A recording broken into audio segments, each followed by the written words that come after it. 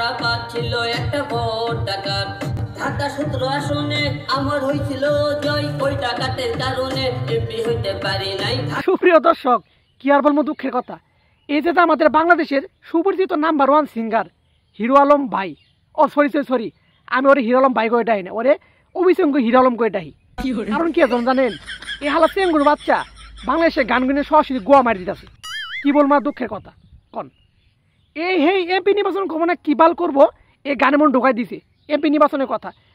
তার হিরো আলমের কোন কেডা কোন গোয়ার মধ্যে আঙুল ঢোকাইছিল, এটাও এই গানে মন ঢোকাই দিছে।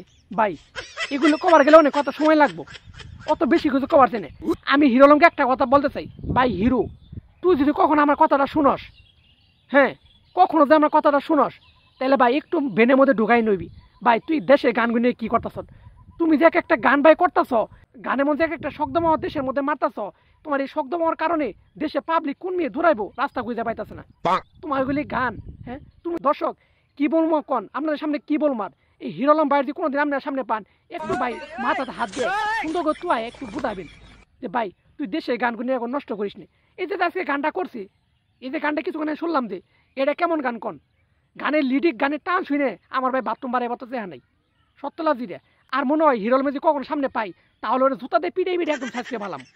কি লাগে গেলাম আপনি বোঝেন নাই, ভালো ভালো গানগুলি ডুপ্লিকেট করতেছে এবং নষ্ট করতেছে।